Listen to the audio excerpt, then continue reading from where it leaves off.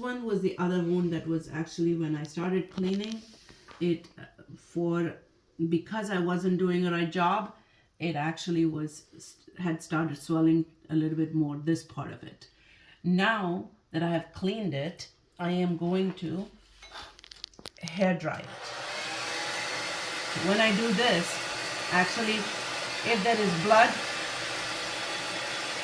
I just don't do it continuously, but if there is blood that wants to ooze out, I'm just drying the place, because my mentor doctor said that it has to be dry. If I dry it with a paper towel, because she has hair there, it really doesn't get dried well. So Divya suggested that I use a hair dryer, and actually that was a brilliant suggestion. So that's why I made a station here with a what do you call, multi-pin plug, and I have a lamp. I was using phone lamp, headlamp, and all these things. That was also not working, but this kind of a lamp is really, really working. And now it's actually, if you see from the picture that I had taken on May 5th, it is shrinking. This is good to, this part is good that it is bloody, because this is where it is going to open up and ooze out, and once the blood gets out, it will, my theory is that's how it was happening for my dad when I was cleaning him. It shrinks, and then finally, I don't know what happens finally. In my dad's case, I was not there to witness that. So see, the blood is coming. So what I do is I dry it a little bit more. So if the blood is coming, don't be scared. If it is messy and bloody, don't be scared, because it's just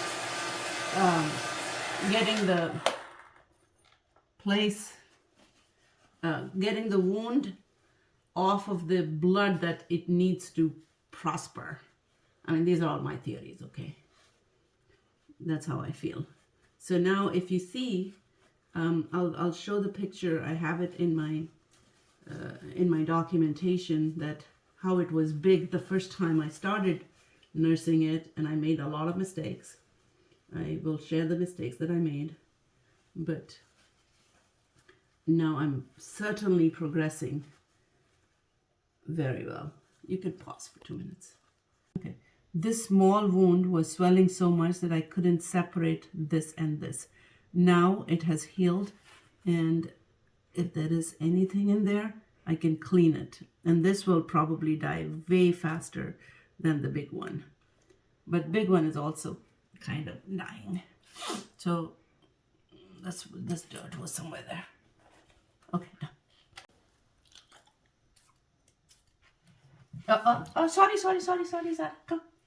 Yeah, I have to give it to my, this is the spray that I'm using.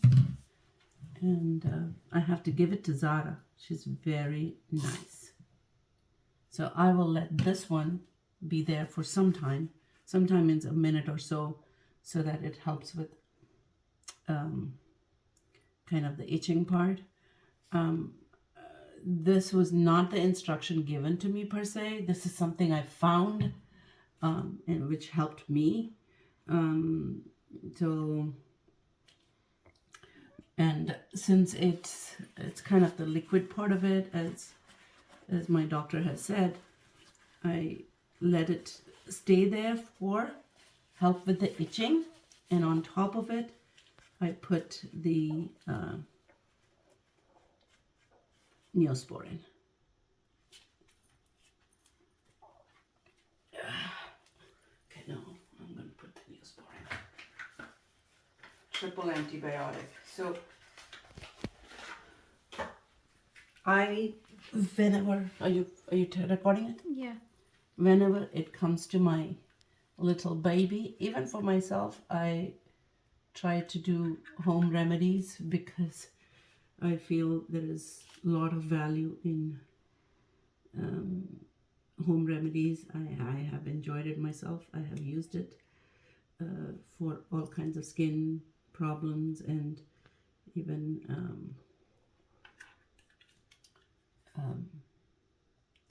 rashes and all that stuff. Yeah, the distinction needs to happen whether it's a fungal infection or a bacterial infection. So right now I'm not giving her any medicine, and this is working. I mean, yes, if I had given her medicines, maybe it would have happened faster. But I just feel like medicine, I avoid it. That's it.